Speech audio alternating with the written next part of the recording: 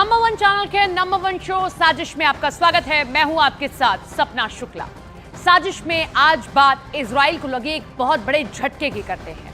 Iran के एक बड़े हथियार ने इजराइल के युद्ध में एंट्री मार ली है। नेतन्याहू को इस हथियार के बारे में जब से पता चला है, उनकी नहीं पूरे इजरायली सेना की नींद उड़ गई है।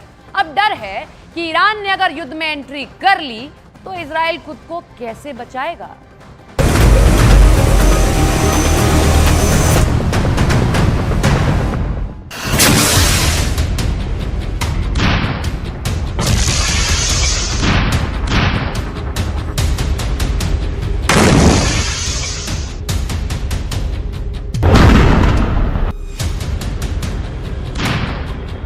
इजराइल को एक नहीं, दो नहीं, तीन नहीं, 10-20 नहीं, 100-200 नहीं, बल्कि 358 मौत देना चाहता है ईरान। इजराइल के सामने इतने दुश्मन खड़े हो गए हैं कि उसे 358 मौत देना चाहते हैं। इजराइल ने गाजा पर जितने बम गिराए हैं, उसका बदला 358 मौत से लेना चाहते हैं।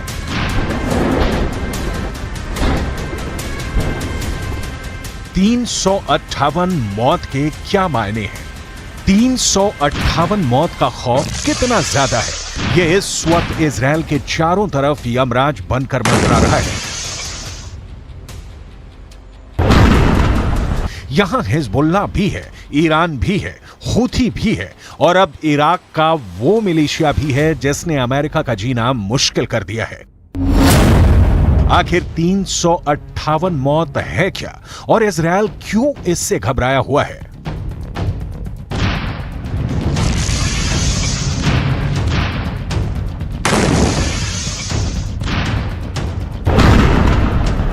क्योंकि ये एक ऐसा हथियार है जो ईरान से निकलकर अब हिजबुल्लाह के पास पहुंच गया है। हूथी इसे लगातार फायर कर रहा है। 358 मौत की मिस्ट्री अब खुलकर सामने आ गई है। इसी मिसाइल से या कहें ड्रोन से हिजबुल्लाह ने इजराइल के बहुत बड़े सीक्रेट एजेंट को मार गिराया है। हिजबुल्लाह के महासचिव हसन नसरल्लाह ने कहा था कि वो इजराइल के खिलाफ उनका हर विकल्प तैयार है और इसी का हिस्सा है 358 मौत। ये है जमीन से आसमानी टारगेट्स को खत्म करने वाली 358 मिसाइल और ये बांट रही हैं 358 मौत। हिजबुल्लाह ने इसी मंडराने वाली मिसाइल से इजराइल के बहुत ही खास ड्रोन हरमेस को मार गिराया। हरमेस 450 इजराइल का बहुत ही भरोसेमंद ड्रोन है जिससे एंटी टैंक मिसाइल फायर की जाती है।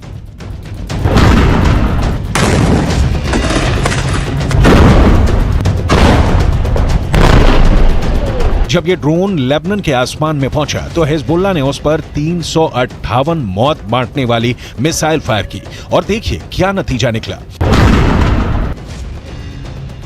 ये ईरान का वो हरफन मौला हथियार है जिसे ड्रोन भी कहा जाता है। ये ईरान की मिसाइल भी है जो ईरान की ड्रोन टेक्नोलॉजी को मौत बरसाने वाली सबसे नई तकनीक साबित कर रही है। ईरान से निकली 358 मौत इजराइल के खुफिया मिशन को धुआं कर रही है। ये मिसाइल भी है और ड्रोन भी। ये कैसे अपने टारगेट को खत्म करती है, इसकी तकनीक की बहुत बारीक बातें समझ लीजिए। 358 नाम की ये मिसाइल एक ड्रोन की तरह काम करती है जो फायर करने के बाद आसमान में 8 नंबर के आकार की तरह गश्त लगाती रहती है और जैसे ही टारगेट इसकी जद में आता है, ये उससे जाकर टकरा जाती है। 358 मिसाइल में आगे की तरफ लगा इंफ्रारेड सेंसर इसे टारगेट की भनक देता है और फिर यह अपने निशाने की तरफ बढ़ जाती है। ये एक ड्रोन से तेज रफ्तार से चलती है जबकि एक मिसाइल के मुकाबले में इसकी स्पीड कम होती है।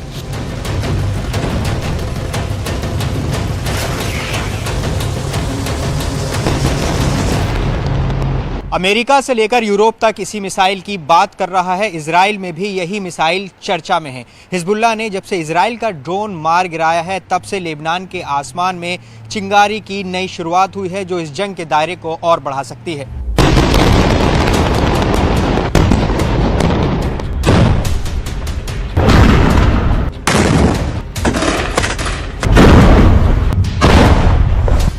इस बीच ईरान से एक नई तस्वीर वायरल हो रही है। ये है ईरान के सुप्रीम लीडर अली खामनेई की।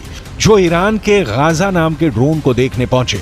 इस ड्रोन को ईरान का सबसे पावरफुल लीडर क्यों देख रहा है, इस वक्त पूरी दुनिया में इसके मतलब निकाले जा रहे हैं।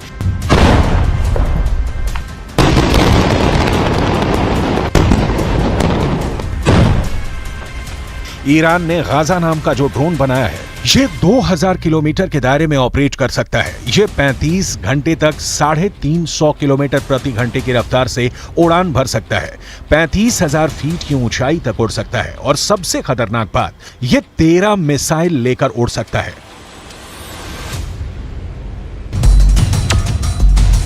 ठीक ऐसे ही अपने हथियार ईरान ने रूस को भी दिखाए थे। जब 19 सितंबर को रूस के रक्षा मंत्री सर्गेई शोइगु ने ईरान का दौरा किया था। यह दौरा बहुत सीक्रेट रखा गया। हालांकि जो तस्वीरें सामने आई उसमें यह साफ हो गया कि सर्गेई शोइगु ईरान की खास मिसाइल देखने तेहरान आए। ईरान ने उनके सामने अपने एक एक हथियार की डिटेल रखी। इसमें ड्रोन भी थे और बैलिस्टिक मिसाइल भी, ठीक वैसे ही हथियार जो रूस को यूक्रेन में लड़ने के लिए चाहिए। ईरान के एरोस्पेस फोर्स के commander brigadier general Amir Ali Hajizadeh साथ थे और वो बता रहे थे कि रूस को क्या लेना चाहिए, किस हथियार से उनकी जरूरत पूरी हो सकती है। तब शोइगु ने 358 नाम के इस मिसाइल में बहुत दिलचस्पी दिखाई और ईरान के अफसरों ने भी बताया कि इस हथियार से वो यूक्रेन के ड्रोन और क्रूज मिसाइल को खत्म कर सकते हैं। Нацелены на реализацию всего комплекса запланированных мероприятий, несмотря на противодействие со стороны Соединенных Штатов Америки и Западных союзников. ऐसा हथियार जिसमें पुतिन को भी दिलचस्पी है, वो बहुत बड़ा कहर बरपा सकता है, इसमें कोई शक नहीं। 358 की रेंज अब ईरान से लेकर यूक्रेन और यूक्रेन से लेकर इजराइल तक हो गई है। ये बात साफ है कि 358 मौत वाकई इजराइल में मौत बांटने के लिए तैयार की गई है। जब से ईरान की मिसाइल का खतरा बढ़ा है, तब से इजराइल की ड्रोन एक्टिविटी कम हो गई है। जाहिर है कि नेतन्याहू अब ये जानते हैं कि अगर हिजबुल्लाह को रोकना है तो सिर्फ ड्रोन से काम नहीं चलेगा, क्योंकि लेबनान के आसमान में 358 वाली मौत मंडरा रही है। इस वक्त पश्चिम एशिया में युद्ध की जो आग लगी हुई है, गाजा पर बमबारी के बीच हमास और इजराइल के बीच जिस तरह की टक्कर हो रही है, उसमें अब नया खतरा इजराइल और लेबनान का बॉर्डर भी है।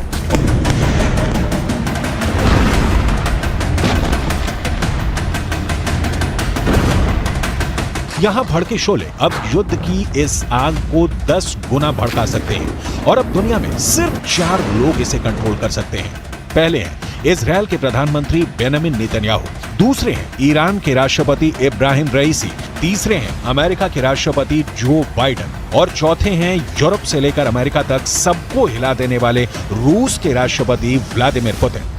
אנחנו ננצח. אנחנו לא נעצור עד לניצחון. אני עומד בקשר רצוף עם נשיא ארצות הברית ג'ו ביידן. אנחנו מאוד מעריכים את תמיכתו, את התמיכה של הממשל האמריקני, את התמיכה של העם האמריקני. लेकिन इस वक्त सबसे ज्यादा एक्टिव ईरान है। ईरान ने हिजबुल्लाह और यमन के हूथी विद्रोहियों तक इतने हथियार पहुंचा दिए हैं कि अगर इजराइल ने गाजा पर बमबारी नहीं रोकी तो हिजबुल्लाह और हूथी दोनों इजराइल पर बम बनकर फट सकते हैं। ये बात नेतन्याहू भी जानते हैं।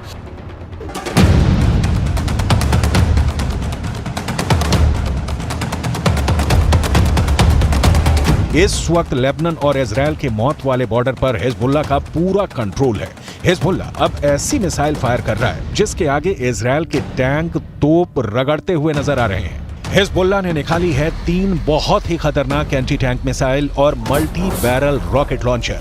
ये मिसाइल ईरान से सप्लाई की जाती रही हैं और ऐसी मिसाइलों का हिजबुल्लाह के पास बहुत बड़ा जखीरा है।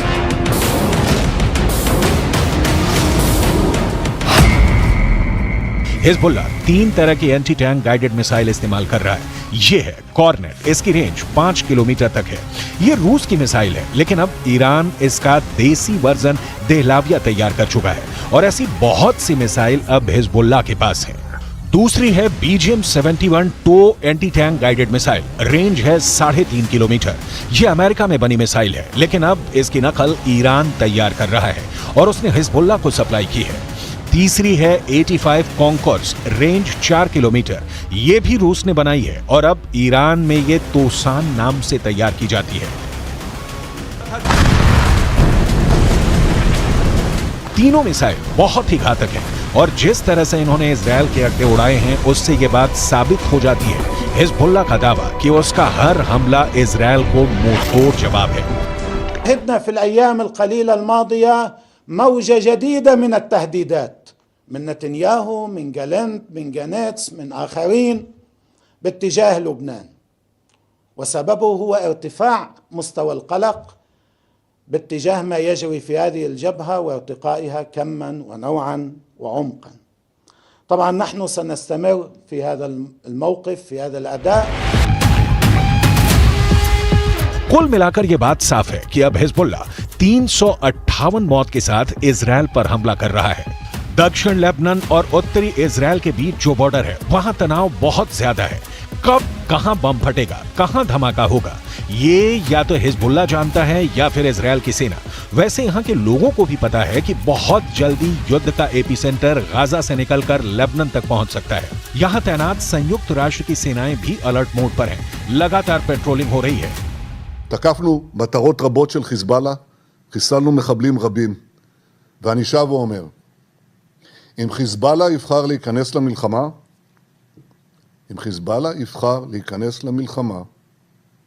הוא יעשה את טעות חייו. इजरायल की सेना ने अपना गोला बारूद तैयार रखा हुआ है। तोपों से जो गोले फायर किए जाएंगे वो पहले से ही रेडी मोड में रखे गए हैं। इजरायल की रिजर्व फोर्स भी आसपास के इलाकों में तैनात है। हालात 2006 के बाद जैसे बनते हुए नजर आ रहे हैं और अब हिजबुल्लाह के हमलों के बाद सबकी नजर ईरान पर है। गाजा के अस्पतालों से मरीज सफेद झंडे लेकर भाग रहे हैं। अल शिफा अस्पताल के अंदर तीसरे दिन भी इजरायल का कहर जारी और सबसे बड़ी बात, फिलिस्तीन के सभी अखबारों ने एक बहुत चौंकाने वाली खबर छापी है। दावा यह किया गया कि 7 अक्टूबर को जब हमास ने इजरायल पर हमला किया था तब इजरायल की सेना ने अपने ही देश के नागरिकों को मार डाला था।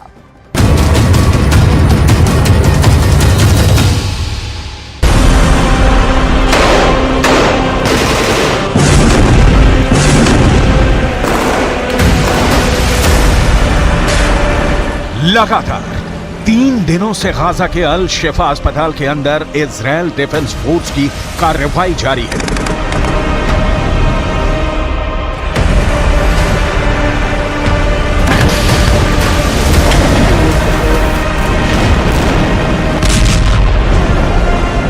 और अब जिस तरह की तस्वीर और जिस तरह की खबरें सामने आ रही हैं, अरब मुल्कों और फिलिस्तीन के समर्थकों के अंदर गुस्सा बढ़ता जा रहा है।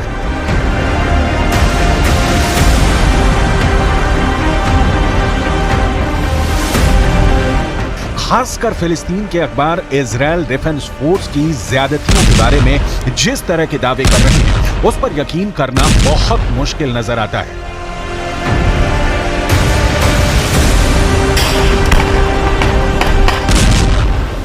फिलिस्तीन के अखबार लिख रहे हैं कि अल शिफा अस्पताल के अंदर इजरायल की डिफेंस फोर्स ने घोषणा की है कि सिर्फ 1 घंटे के अंदर अल शिफा अस्पताल को पूरी तरह से खाली कर दिया जाए। इस पर इजरायल डिफेंस फोर्स ने क्या कहा है ये आपको आगे बताएंगे, लेकिन सबसे पहले अल शिफा अस्पताल की परिस्थितियों पर बात करेंगे।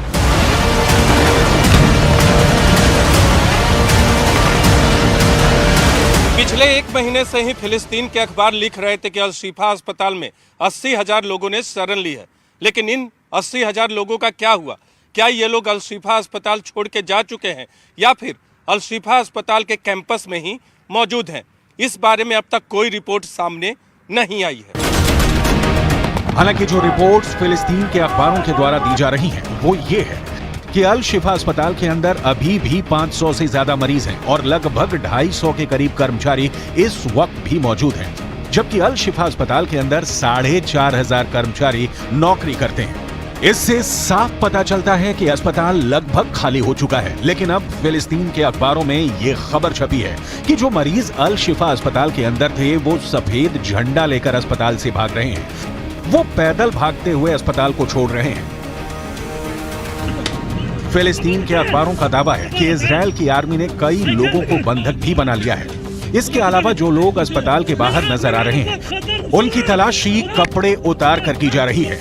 अल शिफा अस्पताल के एक डॉक्टर ने दावा किया कि सिर्फ 1 घंटे के अंदर पूरे अस्पताल को खाली करने के लिए कहा गया है। दूसरी तरफ अल शिफा अस्पताल के निदेशक ये दावा कर रहे हैं कि इजराइल अल शिफा अस्पताल के बाहर जिसको देख रहा है मार रहा है, इजराइल नरसंहार कर रहा है।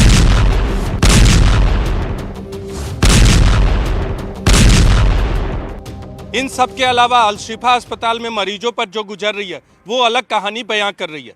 अल शिफा अस्पताल में 4 प्री मैच्योर नवजात बच्चों की मौत की खबरें सामने आ रही है। इसके अलावा आईसीयू में कोई नहीं है। बिजली न होने की वजह से इलाज की सारी संभावनाएं अल शिफा अस्पताल में खत्म हो चुकी हैं। लेकिन इजराइल डिफेंस फोर्स इन सभी बातों का खंडन कर रही है। इजराइल डिफेंस फोर्स का कहना है कि अस्पतालों को खाली करने के लिए 1 घंटे के मोहलत देने के दावे गलत है। इजराइल डिफेंस फोर्स लगातार अपने पक्ष को और मजबूती देने की कोशिश कर रही है। इजराइल डिफेंस फोर्स ने एक डे केयर सेंटर पर कब्जा कर लिया और यह दावा किया कि उसके डे केयर सेंटर से बहुत सारे हथियार मिले और उनमें से ज्यादा हथियार ईरान के बने हुए, यानी कि अगर देखा जाए तो इजराइल डिफेंस फोर्स ईरान को इस पूरे मामले में घसीटने की जबरदस्त कोशिश कर रही है। बड़ी बात यह भी है कि इजराइल डिफेंस फोर्स ने यह दावा किया है कि इस डे केयर सेंटर से ड्रोन भी मिले हैं और ये ड्रोन भी ईरान के बने हुए हैं। ईरान के ड्रोन ने यूक्रेन के युद्ध में भारी कोहराम मचाया था और यूक्रेन के अंदर जिस तरह से लोगों को घुटनों पर ला दिया था ये पूरी दुनिया को पता है और ऐसे में हमास के पास से ईरान के ड्रोन का मिलना खतरनाक संकेत है। इस बीच इजराइल के एक अखबार ने यह दावा किया कि 7 अक्टूबर को नोवा म्यूजिक फेस्टिवल में जो लोग मारे गए थे उसमें कई लोग इजराइल के लड़ाकू विमानों द्वारा गिराए गए बमों से मारे गए। जैसे ही ये खबर अखबारों में छपी, फिलिस्तीन के तमाम अखबारों ने ये हेडलाइंस लगानी शुरू कर दी कि नोवा म्यूजिक फेस्टिवल में मारे गए लोगों को इजराइल ने ही मारा है।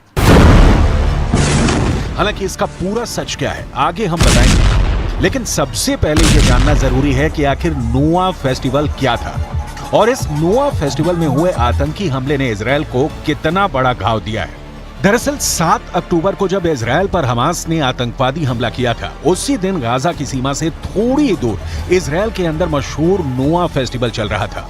ये म्यूजिक फेस्टिवल इजराइल के अंदर हर साल बहुत धूमधाम से मनाया जाता है और इस फेस्टिवल में हजारों की संख्या में युवा शामिल होते हैं। इस नोवा फेस्टिवल में करीब 4000 लोग शामिल थे और जैसे ही आतंकवादियों ने हमला किया, फेस्टिवल में भगदड़ मच गई और लोग भागने लगे। इस बारे में इजराइल के एक अखबार में बहुत बड़ा और नया दावा किया है। आगे आपको बताएंगे कि ये दावा क्या है, लेकिन सबसे पहले ये जानना जरूरी है कि आखिर नोवा म्यूजिक फेस्टिवल में कैसे सबसे ज्यादा लोग मारे गए। 7 अक्टूबर को इजराइल पर हुए आतंकवादी हमले में इजराइल के 1200 से ज्यादा लोग मारे गए थे, लेकिन यहां पर नोट करने वाली बात यह है कि इनमें से 360 लोग नोवा म्यूजिक फेस्टिवल में मारे गए थे। यानी अगर देखा जाए तो आतंकवादी हमले में जितने लोग मारे गए उसके 1/4 लोग यानी 25% लोग सिर्फ नोवा म्यूजिक फेस्टिवल में ही मार दिए गए। यहां तक कि इसी नोवा म्यूजिक फेस्टिवल से 50 लोगों को बंधक भी बनाया गया, जिसमें लड़कियां भी शामिल थी। इस नोवा म्यूजिक फेस्टिवल की कई तस्वीरें भी मौजूद हैं, जैसे इस लड़की का नाम ओटेल बेन है जिसकी उम्र 23 साल की थी और ये नोवा म्यूजिक फेस्टिवल में हमास के आतंकियों का शिकार हो गए। इसी तरह करीन जान ने 24 साल की थी और नोवा म्यूजिक फेस्टिवल में ही इनकी हत्या कर दी गई। नोवा म्यूजिक फेस्टिवल में डीजे 42 साल के मतान किडो की भी इसी फेस्टिवल में हत्या कर दी गई थी। शीरा आलोन और अमित लाहौक की उम्र करीब 23 साल थी। ये दोनों लड़कियां बचपन की दोस्त थी और ये नोवा म्यूजिक फेस्टिवल में आतंकियों के द्वारा मार दी गईं। अब ऐसे में बड़ा सवाल ये उठता है कि क्या हमास ने नोवा म्यूजिक फेस्टिवल पर हमले की कोई प्लानिंग की थी या ये महज संयोग था कि हमास के लड़ाकों को नोवा म्यूजिकल फेस्टिवल के रूप में आसान शिकार मिल गया था। इस पर इजराइल के अखबार ने बहुत बड़ा दावा किया है। इजराइल के अखबार का दावा है कि जब आतंकवादियों ने हमले के पहले दिन 7 अक्टूबर को ड्रोन से सर्विलांसिंग की थी तो उनको जानकारी मिली थी कि बॉर्डर के पास ही नोवा म्यूजिक फेस्टिवल चल रहा है और उसी दिन मौके पर ही ये प्लानिंग बनाई गई कि फेस्टिवल पर हमला किया जाएगा और उसके बाद हमास ने अपने प्रशिक्षित पैराग्लाइडर्स हवा से जमीन पर उतारे। जिनके हाथों में बंदूकें थी और इन्होंने अपने अत्याधुनिक बंदूकों से सीधे जमीन पर फायर करके बड़ी संख्या में नोआ म्यूजिक फेस्टिवल में भाग लेने वाले लोगों को मारा था। इसी अखबार ने यह दावा किया है कि जब नोआ म्यूजिक फेस्टिवल पर हमास के आतंकवादी ने हमला किया, उस दौरान इजरायल डिफेंस फोर्स के लड़ाकू हेलीकॉप्टर भी आसमान में आ गए थे और उन्होंने आतंकवादियों पर हमला करने की कोशिश की थी। लेकिन इन हमलों में कई इजरायल के नागरिक भी गलती से मारे गए थे जो कि म्यूजिक फेस्टिवल में हिस्सा ले रहे थे। हमास के आतंकियों ने जो किया है उसका बदला इजरायल ने बहुत क्रूरता से लिया है। गाजा में इस वक्त जो कुछ भी हो रहा है, पूरी दुनिया में करोड़ों लोगों की रूह कांप गई है।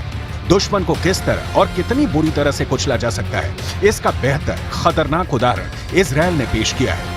अगर तस्वीर देखेंगे तो शायद आंखें फट जाए, क्योंकि गाजा पट्टी के अंदर इजरायल धीरे धीरे अपनी जड़ों को बहुत गहरा कर रहा है और इस खूनी गदर के बीच में सैकड़ों ऐसे लोग नजर आ रहे हैं जो मलबों के अंदर अपने परिवार के सदस्यों की लाशों को तलाश रहे हैं। تحس انه ناقص اشي من حياتك وانت عارف الوالد اساس الحياه وهي حاليا قاعد ببحث عنه عشان انا ارتاح نفسيا عشان انا اروح ادفنه بايدي لانه لو ضل موجود هيك انا برتاحش حتى كل ليله بصير احلم فيه بصير معي كابوس। हमास और इजरायल की जंग लगभग 1 महीने से चल रही है और 1 महीने की जंग में रिपोर्ट ये आ रही है कि अब तक 3000 से ज्यादा लोग इमारतों के मलबे के अंदर दफन हैं। ये संख्या और ज्यादा भी हो सकती है। अभी हम आपको एक ऐसे व्यक्ति की तस्वीर दिखा रहे हैं जिसके परिवार के 10 लोगों की मौत इजरायल की एयर स्ट्राइक में हो गई है और परिवार का खुशकिस्मत सदस्य बाकी परिवार के सदस्यों की लाश को मलबे के अंदर से निकालने की कोशिश कर रहा है।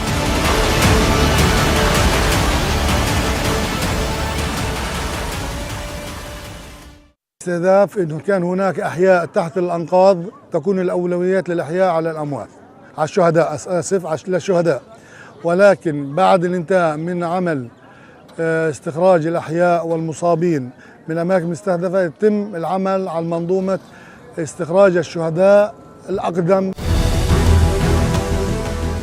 जंग को 1 महीने से ज्यादा हो गए। अगर कोई 1 महीने से मलबे में दबा हो तो उसका जिंदा रहना तो लगभग नामुमकिन है, लेकिन किसी तरह उसका अंतिम संस्कार किया जा सके, इसकी जद्दोजहद के लिए भी गाजा पट्टी में गली गली में सैकड़ों जंगें लड़ी जा रही हैं। डंडे या लोहे की छड़ों से मलबों को हटाने की कोशिश की जा रही है, क्योंकि गाजा पट्टी के अंदर इन मलबों को हटाने के लिए ना कोई बुलडोजर है और ना कोई क्रेन। गाजा पट्टी को बारूद का रेगिस्तान कहें या मलबे का शहर कहें, गाजा पट्टी दर्द की पट्टी बन चुकी है। بيت خالتي تم استهدافه من قبل الطيران الحربي بدون أي سابق إنذار ودون أي مبرر، وحتى اللحظة لم يتم انتشال سوى 10 شهداء وبقي عدد كبير من أفراد المنزل تحت الأنقاض وتحت بالتحديد في الطابق الأول والطابق الأرضي। दूसरी तरफ हमास जो इस तबाही का साझेदार है और जिसने इस तबाही की रूपरेखा को तैयार करने के लिए 7 अक्टूबर का आतंकवादी हमला किया था, वो बिल्कुल घुटने पर नजर आ रहा है।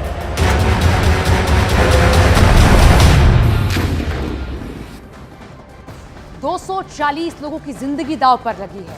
7 अक्टूबर से अब तक हमास के बंधक बनाए 240 लोगों की रिहाई को लेकर सिर्फ बातें हुई हैं। अब एक नई रिपोर्ट के मुताबिक हमास और इजराइल के बीच बंधकों की रिहाई को लेकर नई डील होने जा रही है, लेकिन इससे पहले ही नेतन्याहू के गुस्से ने इजराइल को बड़ा नुकसान पहुंचा दिया है।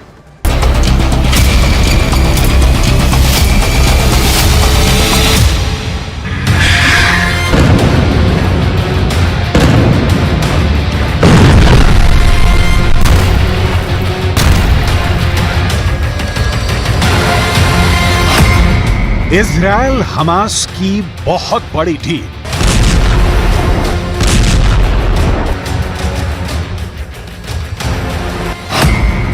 बंधकों की रिहाई का खुला रास्ता।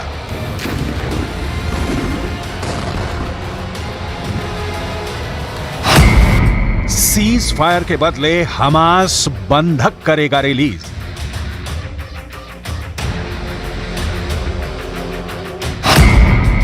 डील पर लगेगी नेतन्याहू की मोहर।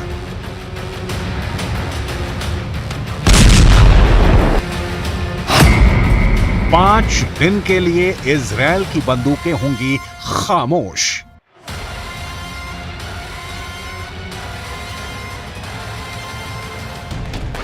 सीज फायर और बंधकों की रिहाई की डील के शोर शराबे के बीच ये बात नोट करने वाली है कि इजरायल अमेरिका की लीक पकड़कर नहीं चल रहा।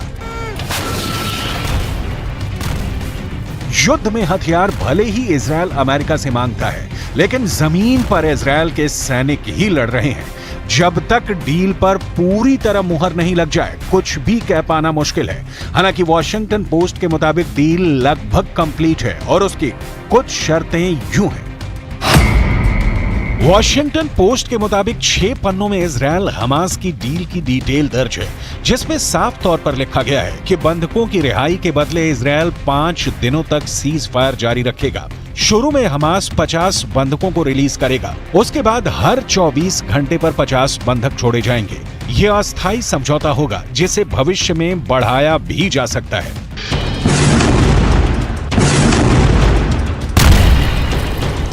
हमास इस हिसाब से कितने बंधकों को कब तक रिलीज करेगा, इसकी कोई डिटेल नहीं है। रिपोर्ट में यह बात भी सामने नहीं आ रही है कि इस डील के लिए कोई तारीख निर्धारित की गई है, तो वो कौन सी तारीख है।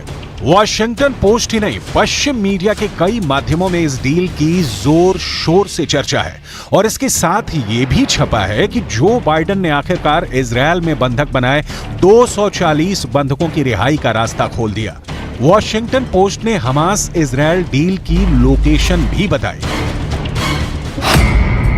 अमेरिका, इजरायल, हमास के बीच कतर की मध्यस्थता में दोहा में डील फाइनल हुई है। ये डील अपने मुकाम तक पहुंचेगी, ये बता पाना मुश्किल है। इसकी तस्दीक इजरायल के गाजा पर तेज होते हमले कर रहे हैं।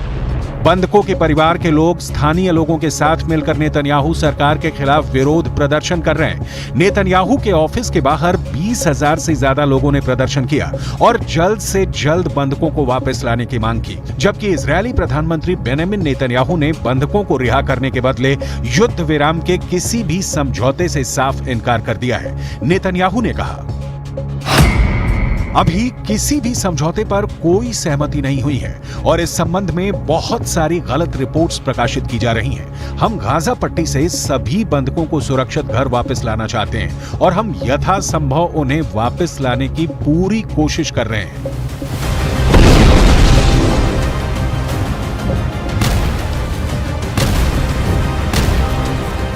इस बीच युद्ध विराम पर वॉशिंगटन पोस्ट की रिपोर्ट सामने आने के तुरंत बाद जो बाइडेन प्रशासन ने किसी भी संभावित डील से इनकार किया है। जो बाइडेन नेतन्याहू के हर उस कदम के साथ हैं जिसका मकसद है हमास के आखिरी आतंकी के जिंदा रहने तक इजरायल की तोपों का मुंह गाजा में खुला रहेगा। व्हाइट हाउस के प्रवक्ता एड्रियन वॉटसन ने कहा, हम अभी तक किसी समझौते पर नहीं पहुंचे हैं, लेकिन हम समझौते पर पहुंचने के लिए कड़ी मेहनत कर रहे हैं। ऐसा कोई पहली बार नहीं हुआ है कि इजरायल और हमास के बीच सीज फायर की खबरें सामने आई हैं।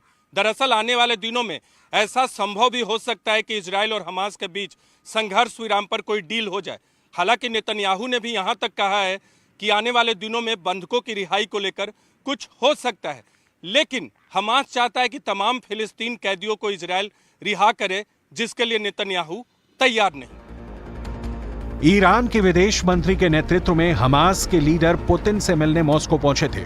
वहां से भी हमास ने ईरान के जरिए कहलवाया कि वो डील के लिए तैयार है, लेकिन शर्त है कि इजरायली जेलों में बंद फिलिस्तीनियों को रिहा किया जाए। इजरायल ने इसका जवाब गाजा में गोली चलाकर दिया, लेकिन अब मामला पहले से पलटा दिख रहा है। कहा जा रहा है कि लोगों के दबाव में नेतन्याहू का युद्ध कैबिनेट बंधकों में से महिलाओं और बच्चों की रिहाई के लिए कतर में मध्यस्थता वाले समझौते पर विचार कर रही है। बदले में इजरायल गाजा में कई दिनों के संघर्ष विराम पर सहमत होगा और हजारों फिलिस्तीनी कैदियों में से कई दर्जन को रिहा कर देगा। मतलब बंधकों की रिहाई को लेकर कोई भी दो टूक बात अब तक सामने नहीं आई है।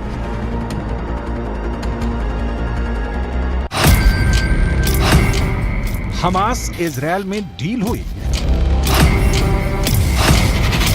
हमास इजरायल के बीच डील नहीं हुई।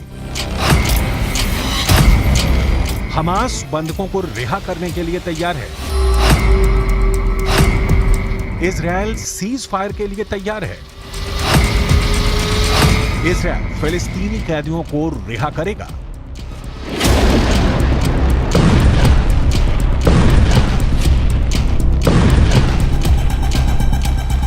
इन सारे सवालों का 100% सही जवाब किसी के पास नहीं है। बंधकों को लेकर तमाम तरह की खबरों के बीच सच ये भी है कि अब भी 240 लोगों की जिंदगी हमास के लड़ाकों की बंदूक के ट्रिगर पर टिकी है। 240 लोग 7 अक्टूबर की एक मनहूस सुबह हमास ने उठा लिए, इन्हें गाजा ले गए और इजरायल को अब तक खबर नहीं कि इन लोगों को हमास ने गाजा की किस गली में छिपा कर रखा है। इनके साथ क्या सलूक हो रहा होगा।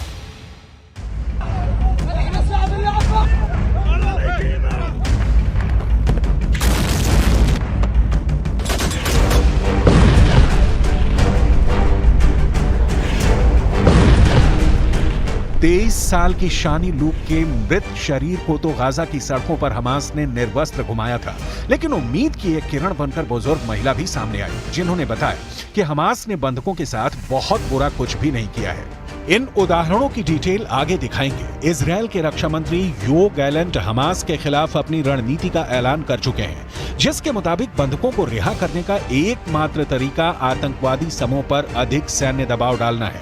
रक्षा मंत्री गैलेंट का बयान उन मीडिया रिपोर्ट के बाद आई जिनमें दावा किया गया था कि कैदियों की अदला बदली की योजना है और हमास इजरायली जेलों में बंद कई फिलिस्तीनी महिलाओं और बच्चों के स्थान पर 50 बंधकों की रिहाई के लिए सहमत हो गया है।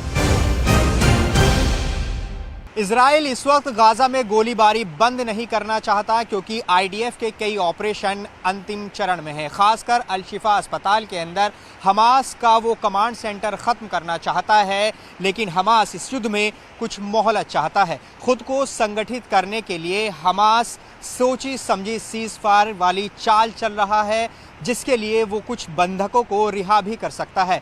इजराइल हमास की इस रणनीति को समझता है और इसीलिए वो हमास की रिहाई की किसी भी शर्त को मानने से इनकार कर रहा है।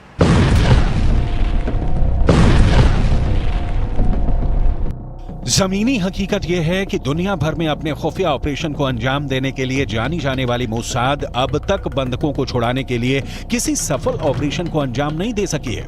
ऐसे में इजरायल की मोसाद पर तमाम सवाल खड़े हो रहे हैं। सवाल ये भी हैं कि क्या इजरायली सुरक्षा और खुफिया एजेंसियों के दिमाग में कोई बड़ा प्लान काम कर रहा है। युद्ध शुरू होने के बाद से हमास ने 4 नागरिक बंधकों को रिहा कर दिया है, जबकि एक महिला सैनिक को इजरायली बलों ने बचाया है। कुछ मीडिया रिपोर्टों में दावा किया गया है कि बंधकों में से लगभग 30 बच्चे हैं। सबकी रिहाई सुरक्षित कराना इजरायल की बड़ी जिम्मेदारी है, क्योंकि अब तक मानवीय आधार पर सीज फायर करने की इजरायल से डील करने की कोशिश कर रहे हमास ने बंधकों की रिहाई की कई देशों की अपील ठुकरा दी है। जिन 240 लोगों को 7 अक्टूबर की सुबह इजरायल से हमास ने अगवा किया, उनमें कई विदेशी नागरिक भी हैं, जिनका इजरायल हमास की लड़ाई से कोई लेना देना नहीं है।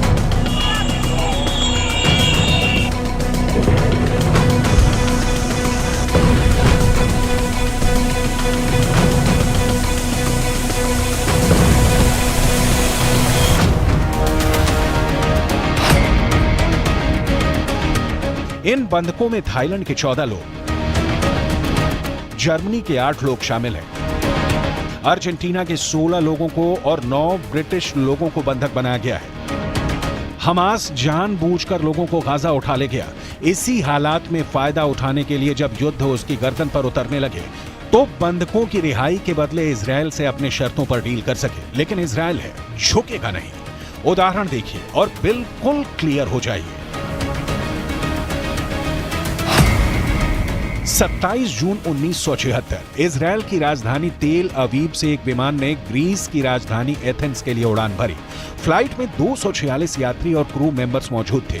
इस विमान को फिलिस्तीनी आतंकी अगवा कर युगांडा ले गए। इजरायल की खुफिया एजेंसी और कमांडोज ने अपने नागरिकों को बचाने के लिए ऑपरेशन थंडरबोल्ट को अंजाम दिया। अपहरण के 7 दिन के भीतर 4 जुलाई को 4000 किलोमीटर दूर युगांडा जाकर इजरायली कमांडोज ने न सिर्फ आतंकियों का सफाया किया, बल्कि अपने नागरिकों को सुरक्षित निकाल कर लिया।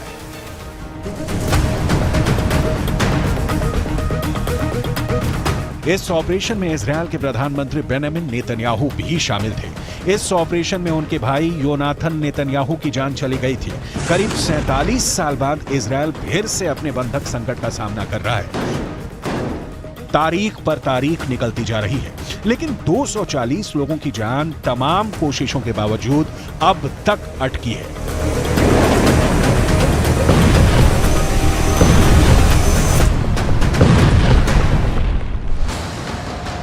इजराइल भले ही हमास को तबाह और बर्बाद करने का दावा करे, लेकिन हकीकत में इजराइल गाजा युद्ध में बुरी तरह से फंसता जा रहा है। कुछ रिपोर्ट से दावा करती है कि लेबनान के हिजबुल्लाह ने ईरान के साथ मिलकर इजराइल के खिलाफ बड़ी जंग शुरू कर दी है।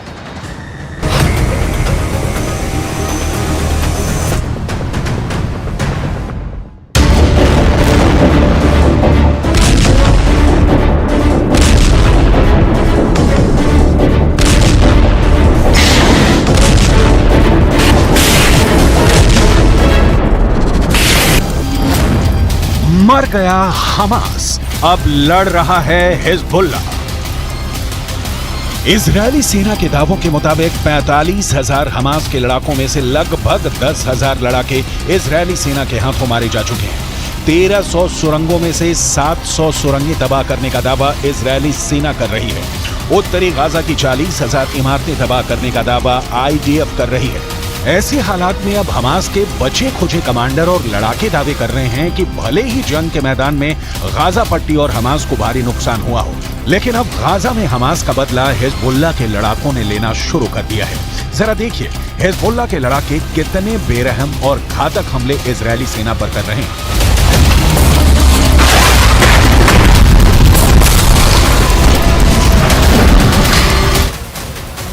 इजरायल और हमास के बीच छिड़ी जंग में अब लेबनान सीमा से हिजबुल्लाह भी इजरायल पर अटैक जोरदार तरीके से करने लगा है।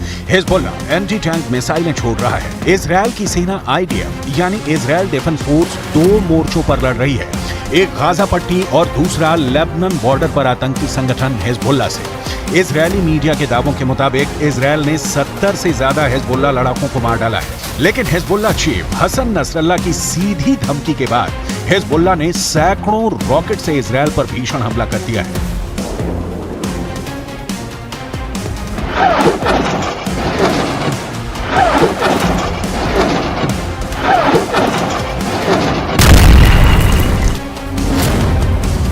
बमों की बिछा दी चटाई, बेरूत ने लिया गाजा का बदला। लेबनान की तरफ से इजरायल के सैन्य ठिकानों पर जबरदस्त हमला हिजबुल्लाह ने किया है। खबरों के मुताबिक दक्षिण में हमास के साथ युद्ध के बीच लेबनान द्वारा भारी बमबारी से उत्तरी इजरायल को झटका लगा है।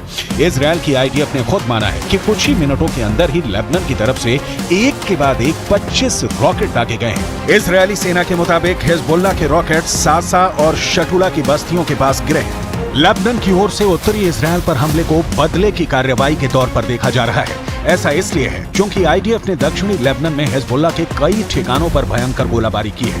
इसके पहले हिजबुल्लाह ने दावा किया था कि उसने लेबनान के ऊपर उड़ रहे इजरायली एल्बिट हर्मेस 450 ड्रोन पर सतह से हवा में मार करने वाली मिसाइल दागी है।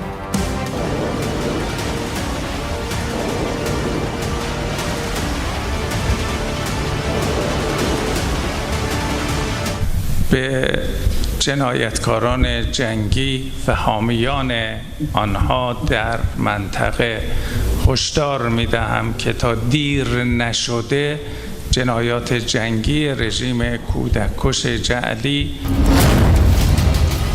मर गया हमास, अब लड़ रहा है हिजबुल्लाह। हिजबुल्लाह के पास ऐसे रॉकेट हैं जो इजरायल के किसी भी हिस्से को टारगेट कर सकते हैं। इसका अपना सशस्त्र विंग है जिसमें 1 लाख से ज्यादा लड़ाके बताए जाते हैं। इसके अलावा हिजबुल्लाह के पास 1.5 लाख मिसाइल होने का दावा किया जाता है। हिजबुल्लाह लेबनान की सेना से भी ज्यादा ताकतवर है। इसके पास बैलिस्टिक मिसाइलें भी हैं। हिजबुल्लाह हमास से ज्यादा संगठित और ताकतवर है। हिजबुल्लाह के पास इजरायल से लड़ने का खूब तजुर्बा भी है।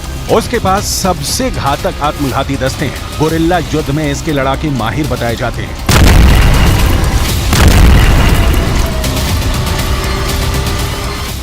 इजरायल के एक ड्रोन ने 18 नवंबर को तड़के दक्षिणी लेबनान के शहर नबातिये के बाहरी इलाके में एक एल्यूमिनियम संयंत्र पर 2 मिसाइलों से जबरदस्त हमला किया था, जिससे हिजबुल्लाह को भारी नुकसान हुआ था। इजरायल के इस हमले को लेबनान समर्थित ग्रुप हिजबुल्लाह को जवाब के तौर पर देखा जा रहा है। हम आपको बता दें, बीते 1 महीने से जारी हमास इजरायल जंग में लेबनान इजरायल के खिलाफ इस्लामिक देशों ने एकजुट होने की कोशिश की है, लेकिन इजरायली दांव पेंचों के सामने अरब और मुस्लिम मुल्कों की सारी रणनीति ध्वस्त हो गई।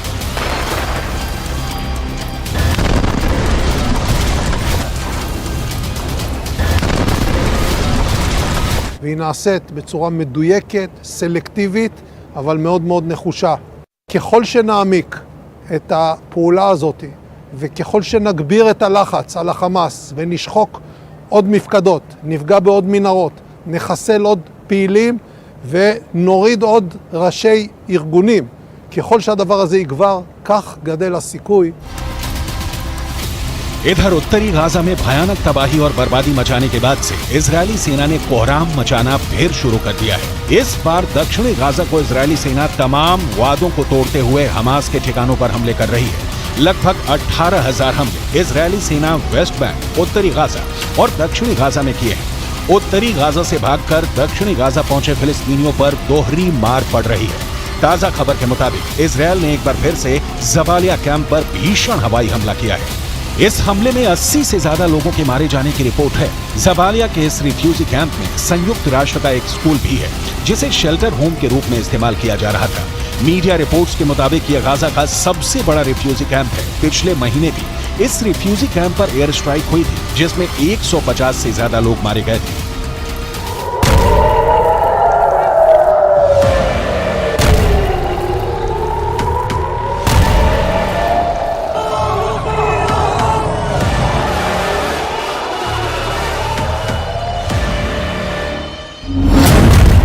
जबालिया में हमास ने दिखाया सफेद झंडा।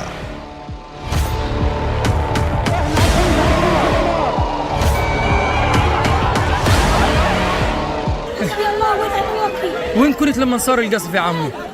ما كنت وين؟ إلا صارت 3 دبات، ما كنت شوفها، صارت الخط، وشفت واحد بالحية، والله كنت واحد بالحية. حرام يا عم، بقول لهم حرام، وين بدنا نروح؟ وين بدنا نيجي؟ بقول لهم حرام، صار الموت هاي صار. मीडिया रिपोर्ट्स के मुताबिक 18 नवंबर की सुबह जबालिया रिफ्यूजी कैंप में संयुक्त राष्ट्र द्वारा संचालित एक स्कूल पर एयर स्ट्राइक हुई। इस हमले में 50 लोग मारे गए। वहीं एक दूसरी बिल्डिंग पर भी हमला हुआ, जिसमें एक ही परिवार के 32 लोग मारे गए। इनमें 19 बच्चे भी शामिल हैं।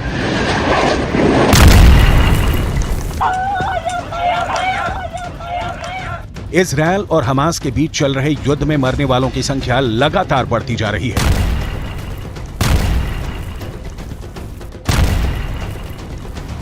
बारह 12,000 से ज्यादा लोग मारे जा चुके हैं। हालात ये हो गए हैं कि उत्तरी गाजा में बचे फिलिस्तीनियों के भूखे मरने की नौबत आ चुकी है।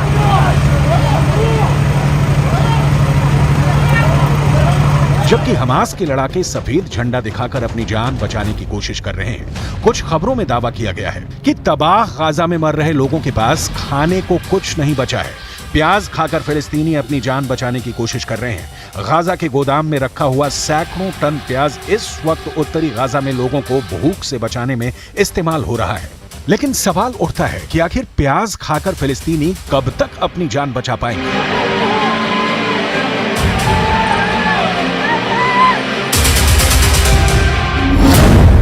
मर गया हमास, अब लड़ रहा है हिजबुल्ला। इधर ईरान के राष्ट्रपति सैयद इब्राहिम रईसी इस बात से खौफ में आ चुके हैं कि हमास को इजरायल दौड़ा दौड़ा कर मार रहा है।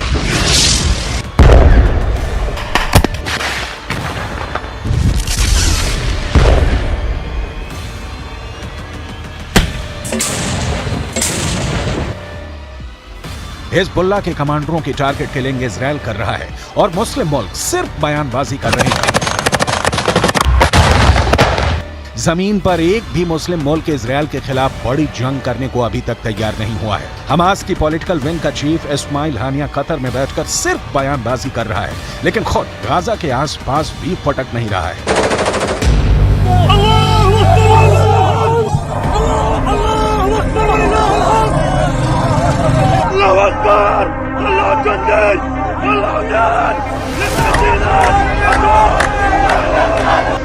इधर इजरायल के प्रधानमंत्री से लेकर रक्षा मंत्री तक इजरायली सैनिकों के बीच दावा कर रहे हैं कि हम हमास और उसके समर्थन करने वाले हर लड़ाके को चुन चुन कर मार रहे हैं और मारते रहेंगे।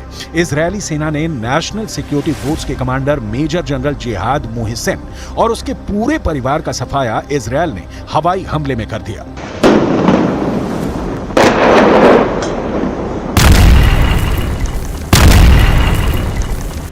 ईरान, लेबनान, सीरिया, जॉर्डन और तुर्की के दम पर हमास भले ही इतरा रहा हो, लेकिन इजरायल ने दिखा दिया है कि चाहे हमास हो या फिर हिजबुल्ला, ईरान चुन चुन कर एक एक दुश्मन को तबाह कर देगा।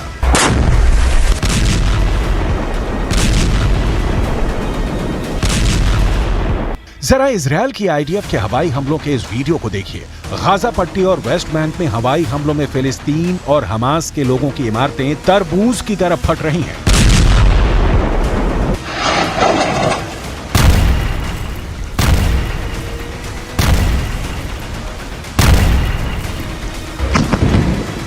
इजरायल के तूफानी हवाई हमलों में बमों के धमाके ऐसे इमारतों को उड़ा रहे हैं कि जैसे तूफान में पेड़ उखड़ रहे हैं।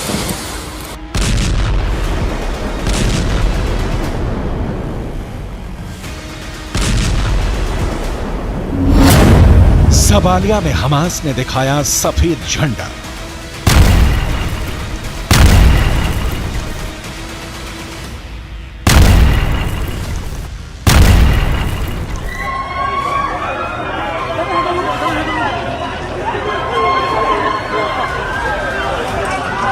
हमास और हिजबुल्ला की तबाही की इन तस्वीरों ने अरब देशों में भयंकर गुस्सा भर दिया है।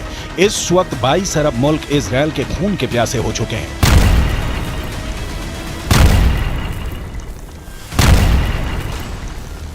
इजरायल, हमास और हिजबुल्ला के बीच मची खूनी जंग हर दिन और खूनी होती जा रही है।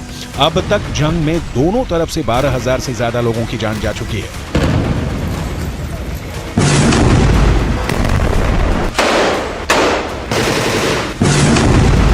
उधर गाजा पट्टी में हुई बमबारी में 11,000 से ज्यादा लोगों की मौत हो चुकी है।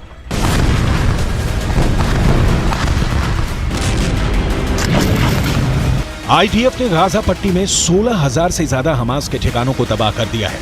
हमास और हिजबुल्ला दोनों का मकसद एक है, दोनों इजरायल को दुनिया के नक्शे से मिटाना चाहते हैं।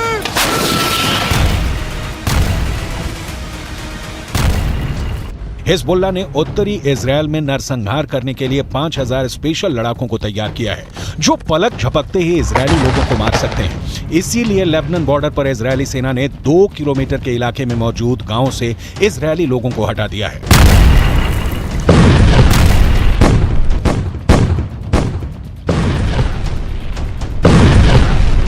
उम्मत इस्लामी व मर्दम दुनिया इंतजार दौरान هرچه سریعتر از بین رفتن محاصره و رفع محاصره مرد इजरायल भी जानता है कि हमास और हिजबुल्ला के साथ साथ 57 मुस्लिम देशों से भी उसे जंग करनी पड़ सकती है। इसीलिए बाइडन ने नेतन्याहू का सीना ठोकते हुए इशारा किया है कि आईसिस से भी ज्यादा खतरनाक हो चुके हमास के सफाये में अमेरिका इजरायल का साथ देगा।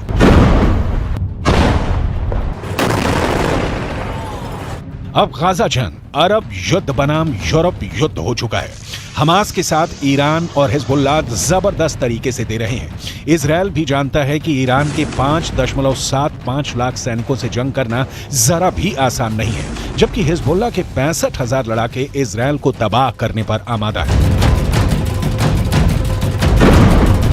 इजरायल के पास सिर्फ 1.73 लाख सैनिक हैं। इजरायल की 4.65 लाख की रिजर्व फोर्स को जोड़कर भी इजरायल ईरान के आसपास नहीं टिकता है। अब देखना होगा इजरायल हमास और हिजबुल्ला से कैसे निपटता है।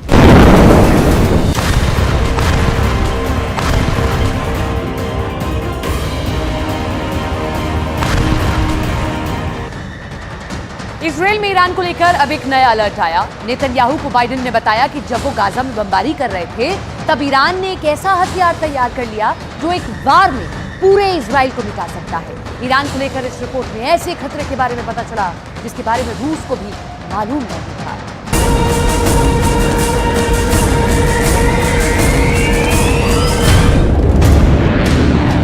ईरान का बम फटेगा तो इजरायल ऐसे काउंटर करेगा।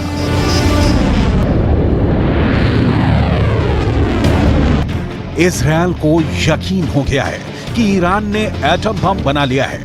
अब उसके पास खुद को बचाने के लिए यही मिसाइल डिफेंस सिस्टम है। ये है इजरायल का एरो मिसाइल डिफेंस सिस्टम। ये हमेशा तभी एक्टिव होता है जब इजरायल पर लॉन्ग रेंज मिसाइल से हमला होता है। एरो सिस्टम ने इजरायल को यमन से फायर की गई बैलिस्टिक मिसाइल से बचाया, लेकिन क्या यह सिस्टम अब ईरान के एटम बम से बचा पाएगा?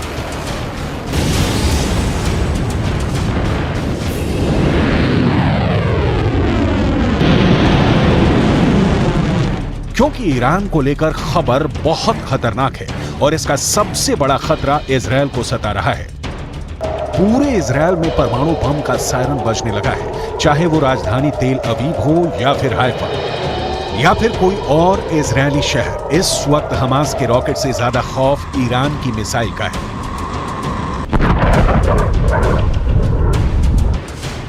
क्योंकि अब उसमें परमाणु बम भी फिट हो सकता है। अमेरिका दावा कर रहा है कि ईरान के पास अब इजरायल तक पहुंचने वाली मिसाइल भी है और उसमें लगाने के लिए एटम बम भी।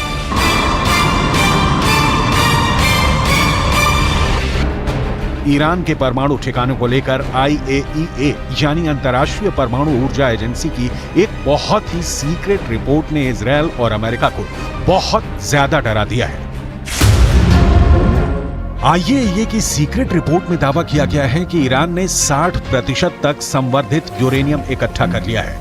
अब कहा जा रहा है कि बहुत जल्दी ईरान इससे 3 एटम बम बना सकता है। ईरान का यूरेनियम का स्टॉक 6 किलो 700 ग्राम से बढ़कर 128 किलो तक पहुंच गया है। एक परमाणु बम बनाने के लिए यूरेनियम का 90% तक संवर्धन करना जरूरी है और दावा किया जा रहा है कि ईरान ने 60% तक संवर्धन कर लिया है। हालांकि 90% तक संवर्धन करने और बम बनाने में उसे कई महीने लग सकते हैं, यानी ईरान अब परमाणु बम बनाने के बहुत करीब है। ऐसे दावे इजरायल और अमेरिका लगातार करते रहे हैं। इजरायल ने हमेशा कहा है कि वो ईरान को परमाणु बम नहीं बनाने देगा। अमेरिका भी ईरान के परमाणु कार्यक्रम को लेकर इजरायल की हां में हां मिलाता आया है। इस वक्त पूरा पश्चिम एशिया बहुत बड़े युद्ध के बीच सुलग रहा है। ईरान से लेकर इजरायल और तुर्की से लेकर सऊदी अरब, गाजा पट्टी में हो रही बमबारी ने पूरे अरब वर्ल्ड को बारूद के ढेर पर बैठा दिया है।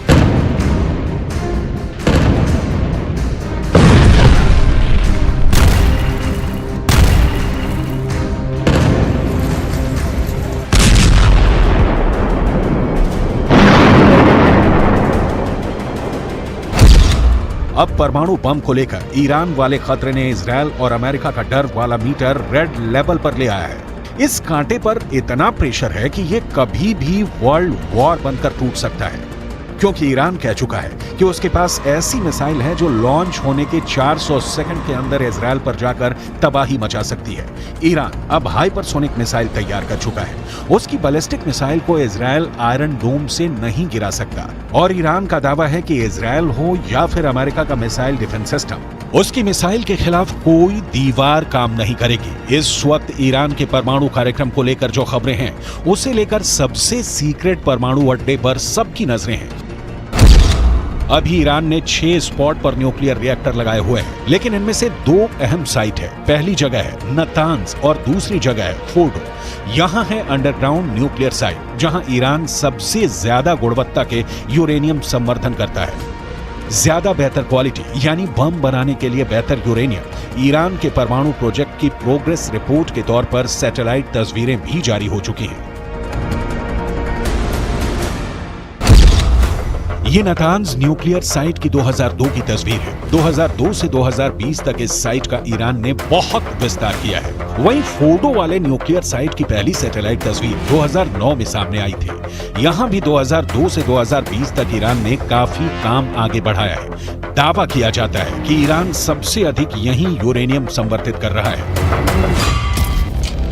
ईरान के पास अभी एटम बम नहीं है, ये बात तो पुख्ता तौर पर अमेरिका भी मानता है, लेकिन इजरायल के पास एटम बम है, इससे कोई इनकार नहीं करता। दावे के मुताबिक आज की तारीख में इजरायल के शांत रेगिस्तान में नेगेव परमाणु रिसर्च सेंटर है, जहां ताकतवर हथियार बनाने का काम किया जाता है। Stockholm International Peace Research Institute के मुताबिक इजरायल के पास करीब 90 परमाणु बम हैं, जो पूरे पश्चिम एशिया को पिघली हुई रेत में तब्दील कर सकते हैं।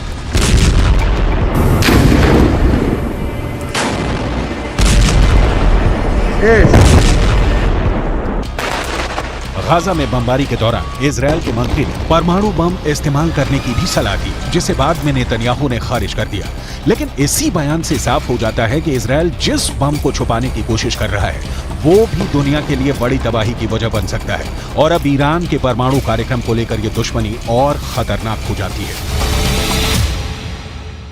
İsrail, sende atom bombası, nükleer bomba var ve bununla tehdit ediyorsun. Bunları biz biliyoruz.